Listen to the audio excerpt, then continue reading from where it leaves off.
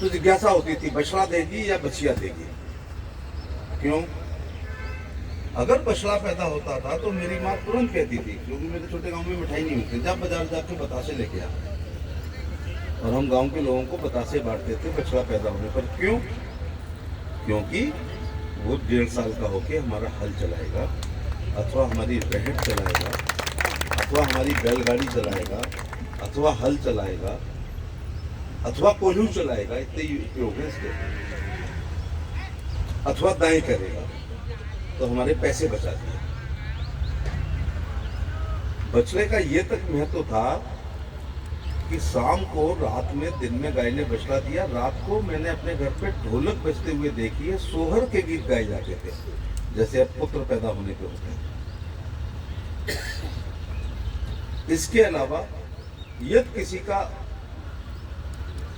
त्योहार खोटा हो जाता था तो बछड़ा पैदा होने पे त्योहार ठीक हो जाता था।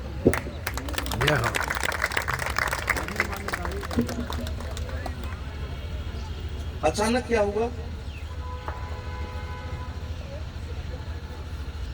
अचानक ये हुआ कि एक दिन बैलों वाली कटाई की मशीन आई, बैल थोड़े से अनुपयोगी हुए, पर रहट की जगह इंजन आया।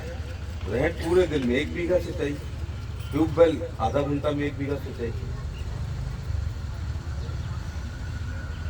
तो रहट गायब हो गया। मैंने अपने बच्चे को एक दिन ड्राइंग करके सिखाया कि रहट क्या होता था।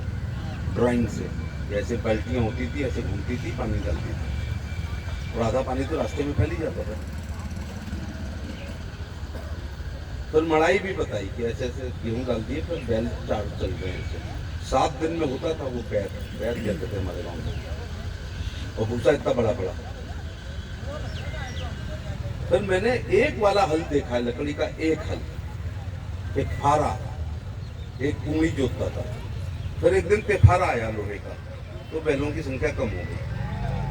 फिर एक दिन हैरो आ गया, इंजन आया और बैल की उपयोगिता कम कर दी।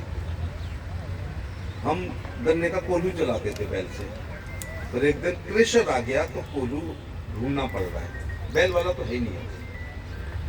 फिर एक दिन थ्रेसर आया और गायें सब खत्म हो गई। ट्रैक्टर महाराज आए तो बैलगाड़ी खत्म हो गई। मेटाडोर आई तो बैलगाड़ी खत्म हो गई। मैंने तो बारातें करी है बैलगाड़ी से, बचपन में बारात बैलगाड़ी से 35 जोड़ी बैलों की बैलगाड़ी लेके हम अपनी बहन की विदा कराने गए थे 1973 में। लेकिन वो अंतिम दौर चल रहा था, ढूंढवाए थे छकड़े और रथ। ये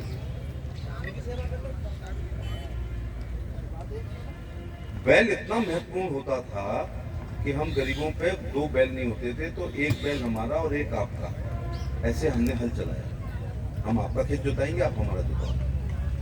फिर एक बैल हमारा, सामने वाला इतना गरीब है, बैल नहीं है तो भैंसा उसका, क्योंकि ये महिषासुर वंश को हम लोग पूरब में अच्छा नहीं मानते थे। ये झोटा वोटा ये सब पश्चिम में रहते थे। गरीब किसान था लेकिन भैंसा इस्तेमाल नहीं करता था, लेकिन करना पड़ा। तो एक भैंसा हमारा, एक दूसरी पार्टी का भैंसा। अब आगे बढ़ के और बताओ, सामने वाला इतना गरीब है या हम इतने गरीब हैं कि एक भैंसा हमारा और सामने वाले की पड़िया, जब तक गाभिन नहीं होती थी, ये ताली वही बजा रहे हैं जिनने मेरे दौड़ से गुजरे, तो सामने वाले की पड़िया जब तक वो गर्भवती नहीं हुई, उसके भी नाक में नाक डाल करके हम लोग हल चलाते थे। और एक वो पता नहीं क्या विज्ञान था कि जिस साल पड़िया को हल में चलाते थे उस साल वो गर्भवती हो जाती थी, या तो चर्बी डिपॉजिट थी वो खत्म हो जाती। ऐसा दौर आया। मदर इंडिया साहित्य समाज का दर्पण होता है। अगर समाज के अनुसार साहित्य नहीं लिखा जाएगा तो फिल्म फेल हो जाएगी। तो एक फिल्म मदर इंडिया देखी है आपने, जिसमें बेचारी नरगिस अपने कंधे पर, उसको जुआ कहते हैं हम लोग, हमारे गांव में जुई कहते हैं, जुआ रख करके हल चला रही है।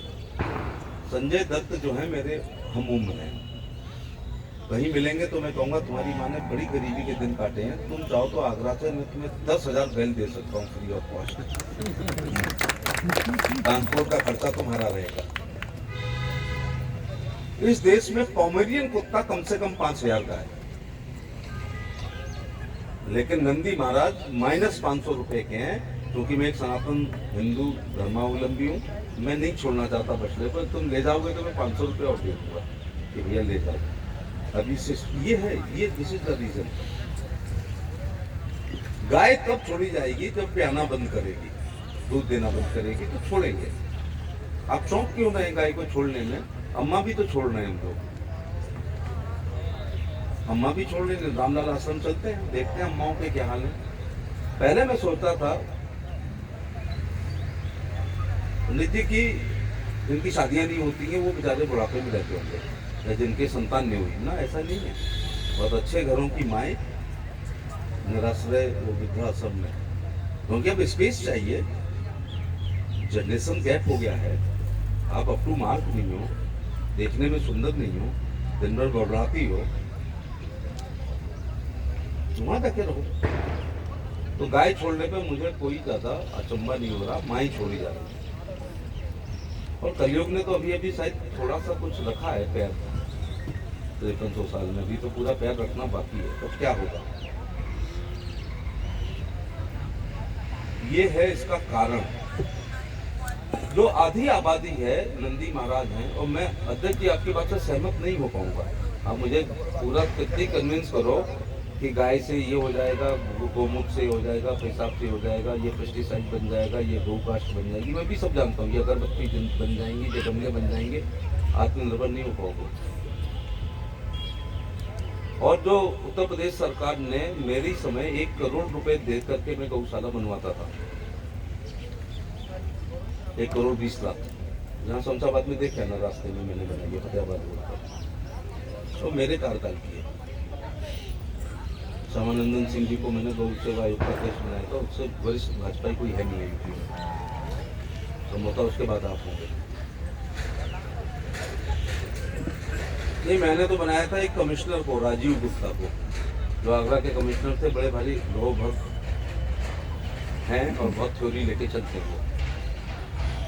मैं एमपी था तो वो आगरा के कमिश्नर था। मैंने 100 रुपए की फाइल चलाई थी कि 100 रुपए गाय को भरण पोषण के लिए देना चाहिए था, जिसको अब ये टेप करते हैं तो बहुत बातें में तो लोगों के चेहरे उतर जाएंगे जब मैं सच बोलता हूँ। मैं सच जरूर बोलता हूँ। तो 30 रुपए शुरू कर दिए किसी ने। अरे भाई, अखिलेश यादव क्या बुरा करता था अगर वो 30 रुपए देता था? वो तो गाय को मौसी भी नहीं कहता है, चाची भी नहीं कहता है, माँ तो हम कहते हैं, और हम माँ के लिए 30 रुपए सैंक्शन कर रहे हैं। सुना है अब 50 रुपए पे आ गए हो। 50 रुपए अगर दे रहे हो तो गेहूं का जब भूसा का सीजन हो तो पूरी पैसे दे दो। अगर उस समय 5 रुपए किलो है तो ऑफ सीजन ये 10 रुपए हो जाता है। भैया, हम गांव के आदमी हैं, हमें इस समय सोने का भाव नहीं पता है, नियर अबाउट भी मेरे को तो नहीं, मैं तो चीनी का भाव नहीं बता सकता। तो एक बार में दो जिससे भूसा खरीदा जा सके, और वही फरवरी के महीने में खरीदोगे तो दुगना हो जाएगा।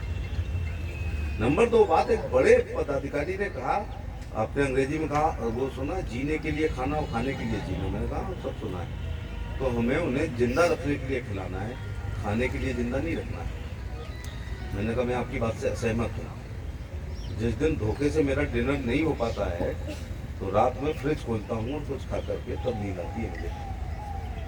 तो गाय अगर भूखी रह गई तो बेचारी बोल नहीं सकती है, वरना मुर्दाबाद लगा देती पार्टी का, और धरना देती गाय, और रैली करती और प्रदर्शन करती हैं और सरकार पलट देती। वो बोल नहीं सकती हैं, इसका ये मतलब नहीं कि वो महसूस नहीं करती हैं। गाय, घोड़ा, कुत्ता, हाथी बोल नहीं पाते हैं, सब कुछ समझते हैं। कई बार तो कई कुत्तों को मैं ज़्यादा इंटेलिजेंट मानता हूँ, फेस एक्सप्रेशन मेरा पढ़ते हैं।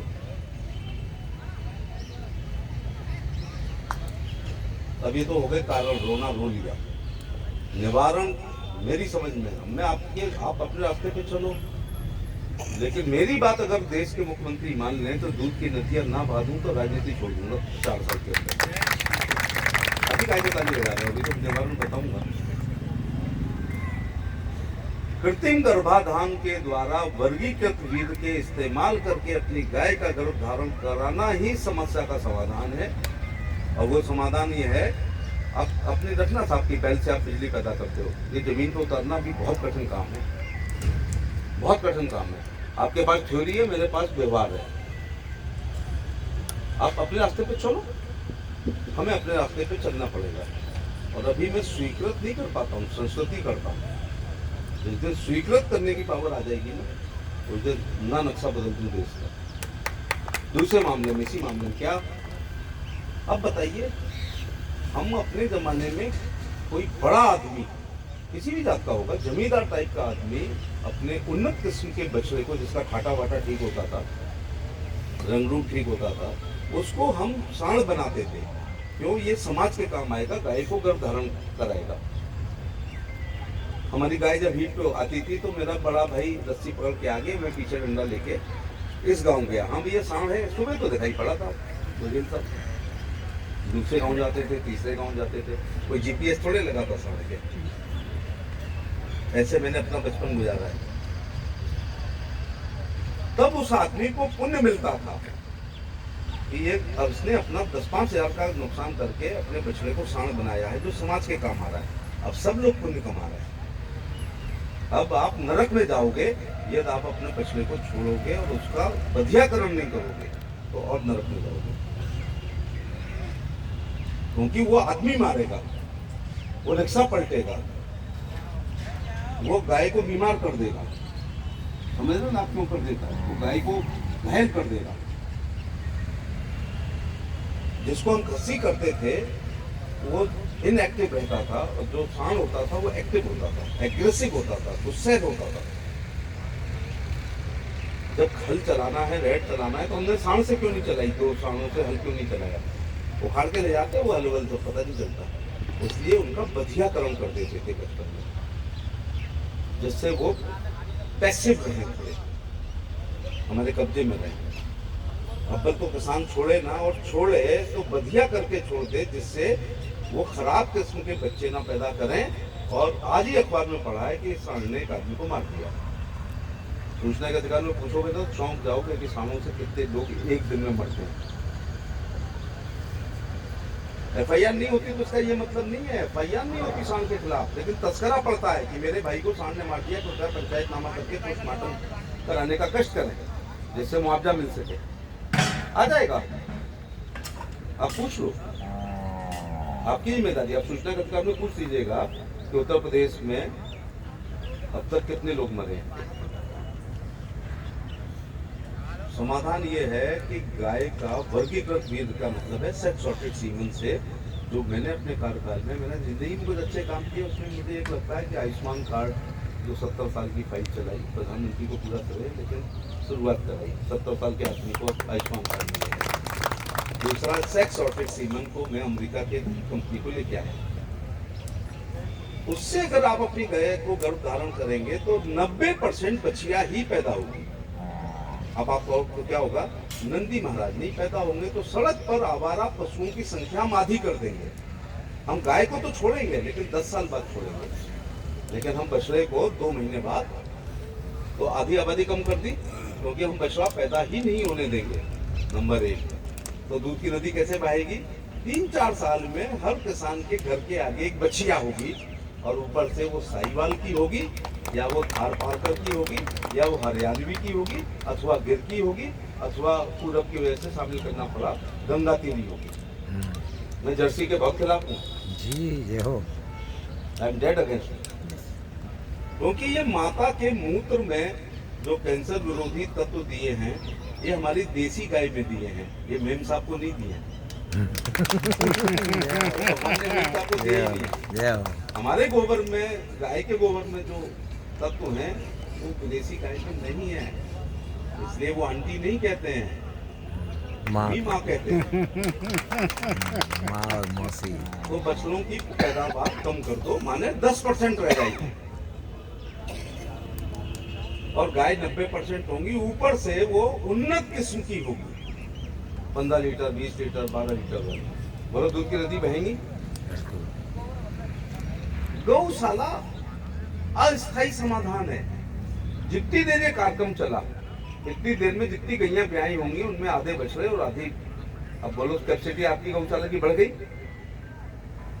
सर मैं किसान के साथ रहूंगा, सारा अर्थशास्त्र भारत के अर्थ मंत्री नहीं जानते हैं, चाहे मनमोहन सिंह कितने बड़े अर्थशास्त्री हो, हम गांव के किसान अपनी पॉकेट को जानते हैं।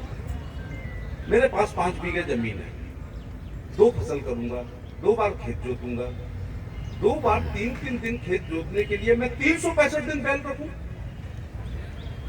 और 2 टाइम उनकी सानी करूं। इतना तो अर्थशास्त्र हम जानते हैं कि हम 1 जोड़ी बैल 365 रखने की जगह घंटे भर के लिए ट्रैक्टर किराए पर ला करके अपने खेत की जुताई करा लेंगे और कटाई करा लेंगे और मड़ाई करा लेंगे। किसान को दोष मत दो। एक तरफ सांड अपनी गैंग की भूख की चिंता कर रहा है खेतों में घुस के, और एक तरफ किसान ठंड में भी रखवाली करेगा अपने बच्चे के लिए। एक किसानों पर बर्डन डाल दिया है कि चारों तरफ तार की फेंसिंग करता है। अब वो इंडो पाकिस्तान बॉर्डर तो है नहीं, उसमें भी कुछ लोग घुस जाते हैं, कहीं यूकेलिप्टस, कहीं पेड़, कहीं बांस करके कुछ जुगाड़ करता है और वो सांड आके उखाड़ देता है। क्योंकि अब बताओ, मेरे पास 5 बीघे जमीन है, 5 में लहराते हुए गेहूं है और 50 गायों की एक समुदाय 15 मिनट के लिए अगर मेरे खेत में घुस गया तो मेरे लायक कुछ बचेगा? ये सरकारी नौकरी है कि 1 तारीख को तनख्वाह आनी है, चाहे आंधी आए, बरसात आए, तूफान आए, किसी की भी सरकार हो। फसल 2 बार होती है, खा गए।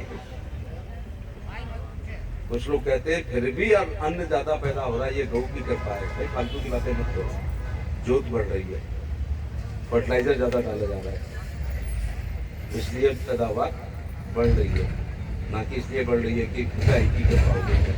वैसे सब खा जाते हैं तो फिर कहाँ से पैदा होते हैं? मैं करहल में इलेक्शन लड़ रहा, जहाँ आज भी जा रहा हूँ, वो जाड़े का चुनाव था, मेरी सभा हो रही होती थी, मैं भाषण में एकदम सम्मोहित कर रहा होता था। बिल्कुल अचानक पहले से समाजवादी पार्टी के 4 बैठ जाते थे, खड़े हो रहे, उठो रे, चलो गैया रखाते हैं चल के, और मेरी पूरी मीटिंग की ऐसी तैसी हो जाती थी। चलो भाई, ये बकवासबाजी सुनने की जगह चलो अपने फसल को रखाते हैं, पूरा माहौल खराब कर देते। तो समाधान सेक्स सॉर्टेड सीमेन है। दूसरा, वेटनरी डॉक्टरों को मैंने एक चिट्ठी लिखी है कि जब मैं यूपी का मंत्री था तो आपको एक मशीन दी थी बधिया करने के लिए। जब आप एफएमडी करने जाते हो, माने खुरपा का, मुंह का, गला घोटू का वैक्सीनेशन करने जाते हो, तो जाके पैदा हुए बछड़े की आप परिवार नियोजन भी करके चले आइए। ये है समाधान। इससे ये नहीं होगा कि वो मर जाएंगे, इससे एग्रेसिव नहीं होंगे, कम से कम नर हत्या नहीं हो। गौ हत्या पे भी बात होनी चाहिए, तो नर हत्या के बारे में भी सोचना चाहिए। अगर आप 64 करोड़ कितने करोड़ योनि होती है, उनमें मनुष्य को श्रेष्ठ मानते हो, तो वो जानवरों से नहीं मारा जाना चाहिए, वो भी एक महापाप है। तो समाधान ये है, गौशालाएं बहुत हो गई हैं, 50 रुपए दे रहे हैं खाने के लिए, जिंदा लेन खाना नहीं है। ये नहीं कि वो पॉलिथीन ना खाएं, किसान ना जाए, तो नहीं, भूखी गाय नहीं सोनी चाहिए। और जितने भी गौशाला में, जैसे मंत्री बनता हूँ, मेरे तमाम मित्र लोग गौशाला खोलते हैं। मैंने कहा अच्छा, इसका भी पैसा खाना चाहते हो? ये कोई प्रॉफिट वाला काम है? जब तक आप पर 2-3 करोड़ रुपए रिजर्व मनी ना हो और उसके ब्याज से गौशाला ना चल पाए, तब तक गौशाला खोलने का कभी प्रयास मत करना। सवेरे के लिए चारा नहीं है, आज कल सुबह के लिए चारा नहीं है, गौशाला खोल रखी है, रिजर्व मनी होनी चाहिए।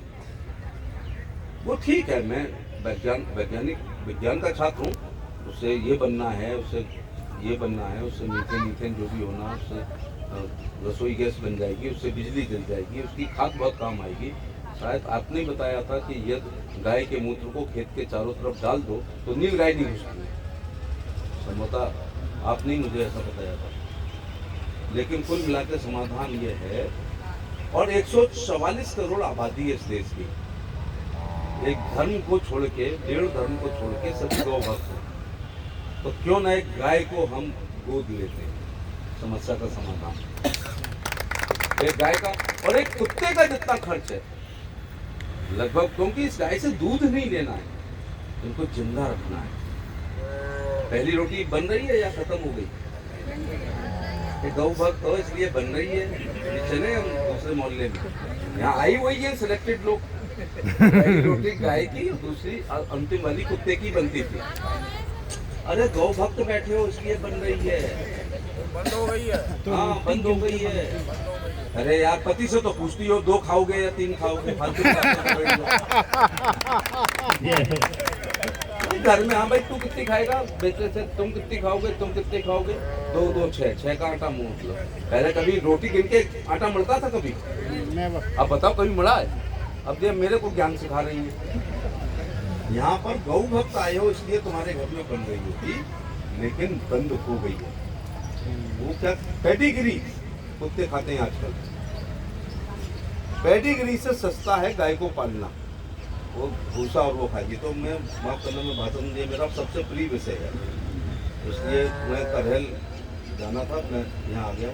मैं जो भी भैया शैलेंद्र जी ने निमंत्रण दिया है, जो भी आयोजक है, अध्यक्ष जी, पूरी कमेटी, आप झांसी से आए हो, आगरा के एमपी होने के नाते मैं निजी तौर से आपका ऋणी हूँ कि आपने जो सरकार का काम है उसको अपने कंधे पर लिया है। और देखिए अब सरकार से तो बहुत से काम सरकार के भरोसे नहीं हो पाएंगे, हमें निजी भागीदारी भी करनी पड़ेगी, तो वो हम लोग निभा रहे हैं। आज ही मुकदमा कायम हुआ, जेल भेज दिए गए आगरा के कुछ लोग आज जेल, और वो एक एनजीओ चलाते थे, एनिमल क्रूल्टी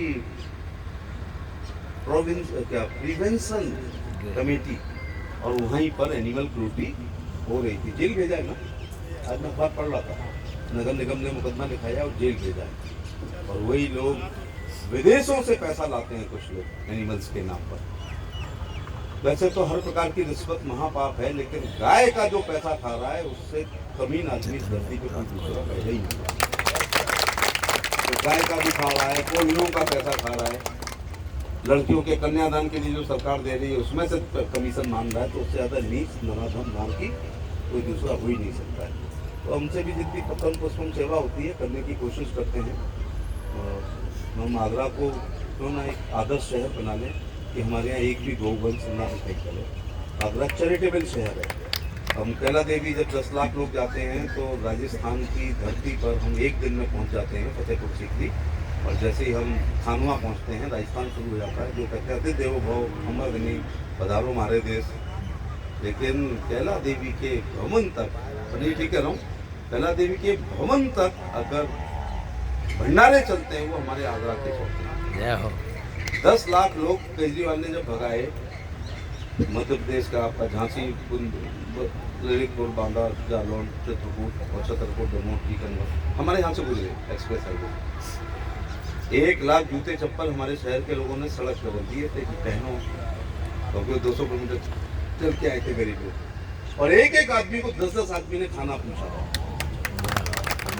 और मैंने नया फार्मूला निकाला कि गेहूं, चावल, चावल बहुत भारी, मैं पैसों नहीं जाता हूँ, पानी की बोतल उठाना मेरे को भारी पड़ती है। तो ये लोग इतना सामान लेंगे तो चीनी दो इनको, शरबत पियेंगे, बहुत कैलोरी होती है। देखने का बहुत बड़े आप दानी हो, तो अगर रियल में आप हमारी मदद करना चाहते हो तो हमें पैदल मत चलवाओ, हमें घर भिजवा दो। तो मैंने कहा कि 1 लाख हम 80,000 पूरी सब्जी आज बनाएंगे, आप लोग आगरा रुको। मैंने DM, SP, DIG, कमिश्नर और स्कूल कॉलेजों के मैनेजर और प्रिंसिपल की मीटिंग दी। तो हमारे ड्राइवर गांव जा चुके होंगे, कल तक सब आएंगे और सब बसें इकट्ठी करो। यहाँ पर एक एक स्कूल पे 100-100 बसें हैं सर। मैंने उनको उनके घर तक पहुँचाया है बस के द्वारा। तो हमारा शहर चैरिटी करने वाला। चलो हम लोग एक कोशिश करते हैं कि हमारे शहर में एक भी निराश्रित गौवंश ना रहे, उसके लिए कुछ जगह हम लोग बनाएंगे। और क्यों ना अपने हमारे यहाँ तो नगर निगम कहता नहीं है कि अंदर डेयरी अंदर बंद है, गाय बंद नहीं है। मेरी 8 बिल्लियाँ हैं, वो ज़्यादा गंदगी करेंगी या गाय ज़्यादा करेगी? गाय की गंदगी मेरे काम आएगी, लेकिन बिल्ली की गंदगी और कुत्ते की गंदगी मेरे काम नहीं आएगी। तो गौ सेवा के लिए मैंने भी आंध्र प्रदेश से गाय छोटी सी मंगाई है। वो गौ सेवा के लिए मंगाई है, दूध के लिए नहीं मंगाई है। वो पैगनूर छोटी सी गाय है, वो गौ सेवा। मोदी जी ने पाली। तो हमें अपनी गाय के दर्शन होते हैं। दिल्ली में रहते हैं तो पैर बैठ सुनते हैं। मुझे परमिशन लेनी पड़ी दिल्ली में। माने 10 कुत्ते रख सकते हो, लेकिन NDMC इलाके में आप गाय नहीं रख सकते। मुझे अनुमति लेनी पड़ी गौ माता से कि मुझे गाय रखने, और एक